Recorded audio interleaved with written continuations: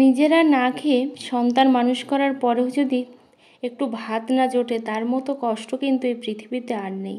Hello everyone, good morning. আমি Anumita, blogger অনুমিতাতে তোমাদের সবাইকে জানাই অনেক ভালোবাসার অনেক স্বাগত।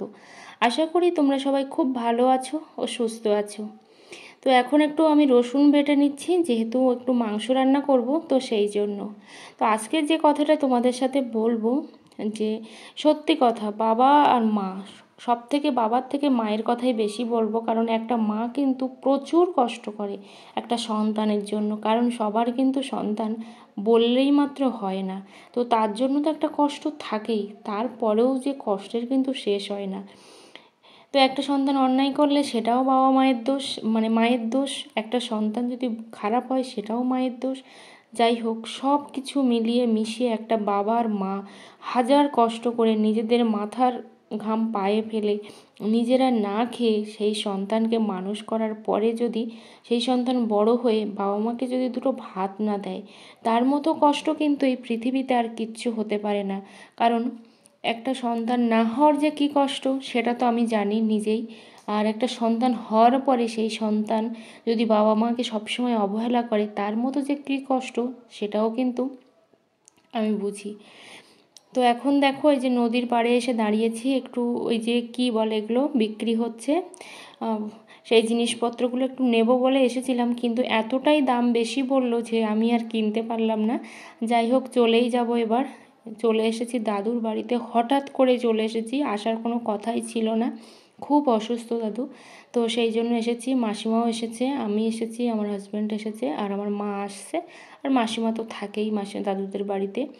তো এখানে দেখো, এই যে দাদু বসে আছে, খুবই কষ্ট পাচ্ছে। তো আমি বললাম একটু হাসো, কারণ তুমি কেন এমন করছো। আসলে আমার দাদু হচ্ছে, আমার বাবা মা শুধু আমাকে জন্ম দিয়েছে, আর আমার দাদু আর আমার দিদা হচ্ছে আমাকে সব কিছুই। এই আমার মা তো বড় করা, মানে খাওয়ানো ধোয়ানো বড় করা রাখা সব কিছুই দাদু। তো সেই জন্য দাদুর কিছু হলে না, তো আমার যেন একদম প্রাণটা উড়ে যাওয়ার মতো অবস্থা হয়। খুব কান্নাকাটি করতে করতে এসেছিলাম, এসে যাই হোক অনেকক্ষণ ছিলাম, ডাক্তারও ডেকে আনলাম। তো কেন বললাম, সব কথা বলা যায় না, কিন্তু তারপরেও বলছি যে সত্যি কথা, নিজেরা যখন একটা জিনিস খাই, তো তখন সেই জিনিসটা যদি একটা বয়স্ক মানুষ কিংবা বাড়ির অন্যান্য যে সদস্য, বিশেষ করে বাবা মা, তাদের কি দেওয়াটাকে খুবই খারাপ, বা এটুকু মানুষের তো বিবেকের মধ্যেও লাগে, তাই না, যে আমরা এই জিনিসটা খাচ্ছি, আমরাই ভালোটা খাচ্ছি, তাহলে ওই মানুষটাকে একটুখানি সামান্য একটু দিতে আমার সমস্যাটা কোথায়। কিন্তু সেইগুলো না, সেই বোধ বুদ্ধি এখনকার প্রত্যেকটা মানুষই যেন হারিয়ে ফেলছে। এগুলো যদিও বলে কয়ে হয় না, এগুলো প্রত্যেকটা মানুষের বিবেক আর বুদ্ধির উপরেই কাজ করে। কিন্তু জানি না কেন এখন এরকম হয়, যে মানুষগুলো আমাদের জন্য এত কষ্ট করলো, শুধু বাবা মা বা শ্বশুর শাশুড়ি এই টাইপের মানুষ নয়, প্রত্যেকটা মানুষের কথাই বলবো, তাদের জন্য কি সামান্য কিছু বরাদ্দ করা যায় না? আমাদের থেকে না হয় একটু হলেও ভাগ কমলো, তাতে কি ক্ষতি। পিছনে ফিরে বা অতীতে গেলে তো আমরা এটা তো বুঝতে পারি যে আমাদের জন্য কতটা কষ্ট করেছে এই মানুষগুলো। হয়তো আমরা গল্প শুনেও তো থাকি যে এত গরিব ছিল, এইভাবে ওইভাবে। যেমন আমার দাদু দিদা ভীষণ গরিব, মানে বাংলাদেশে প্রচুর সম্পত্তির মালিক হলেও ইন্ডিয়াতে এসে কিন্তু একেবারেই গরিব হয়ে গেছিলো। তো তারপরও খুব কষ্ট করে তো দিদা চলে গেল, দাদুও ভীষণ কষ্ট পাচ্ছে। সব থেকে বেশি না মানসিক কষ্ট, মনের যন্ত্রণাটা সব থেকে বেশি। তো সব কিছু খোলাখুলিও বলা যায় না। তো এখানে মাসিমাও এসেছিল, মাসিমা তো প্রচুর, মানে সব সময় আসছে ছোটো মাসিমা। আর দেখো, এখন হচ্ছে আমি একটু ঘুগনি কিনবো। তো ঘুগনিটা এক প্লেটেই নেব প্রথমে ভেবেছিলাম, কিন্তু পরে দেখলাম যে না, 2 প্লেটেই নেব। আসলে আমরা 3জন মানুষ, তো সব সময় মনে হয়, মানে আমি কিন্তু শ্বশুরবাড়ির কথাই বলছি, তো সব সময় মনে হয় যে না, 1-2জন কি খাবো, সেইটা যদি বাড়ি গিয়ে বসে 3জন ভাগ করে খাই বেশি ভালো হয়। সে একটু একটু হলো, তাতে কোনো ক্ষতি নেই, কিন্তু ভাগ করে খাওয়ার মধ্যে কিন্তু মজাটাই আলাদা। তো সেই জন্য প্যাকেটে করে নিয়ে যাচ্ছি। আর সমস্ত সব কিছুই আমার মনে হয় সবাইকে একটু দিয়ে খাওয়ার মধ্যে কিন্তু আলাদা একটা তৃপ্তি আছে। ছোটোবেলাতে কী করতাম জানো তো, যেহেতু দাদু খুব গরিব ছিল, তো প্রচুর প্রচুর ট্যাংরা মাছ টাছ কিন্তু তখন হতো, যে কোনো মাছ, সেটা কিন্তু থালায় তুলে, মাছ মাংস থালায় তুলে ভাগ করে তারপরে কিন্তু সবাইকে সমান পরিমাণে দেওয়া হতো। একটা হলে একটা, 5টা হলে 5টা। তো আমি এটাতেই বিশ্বাসী। তো আজকে বাজার থেকে দেখো নিয়ে এসেছি ফেরার পথে। এই যে এখানে আছে টোস্ট বিস্কিট। তো 2 প্যাকেট টোস্ট বিস্কিট আছে, আমি 2 প্যাকেট কিনেছি। এই যে দেখো 2 প্যাকেট।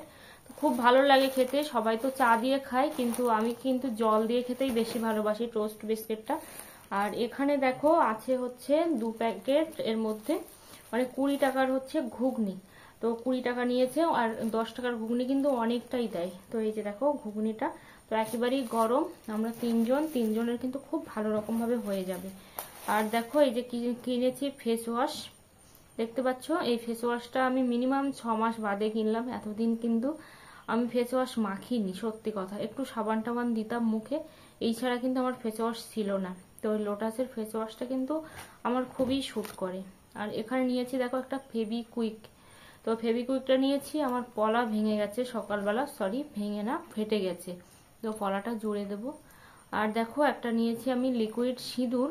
তো সিঁদুরটা নিয়েছি কারণ আমি ডাস্ট সিঁদুর পরি আর লিকুইডও পরি, তবে লিকুইডটা মাঝে মধ্যে লাগে, সেই জন্য কিন্তু লিকুইড সিঁদুরটা নিয়েছি। আর নিয়েছি দেখো একটা হচ্ছে সেফটি পিন। তো 1 পাতা সেফটি পিন।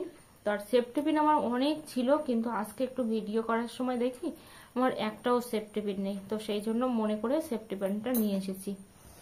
আর এই যে দেখো এখানে কি আছে বলতো, এটা হচ্ছে একটা গাছড়া ওষুধ, মানে গাছ দিয়ে তৈরি, এটা আমেশার একটা ওষুধ, আমার মা তৈরি করে এই ওষুধটা।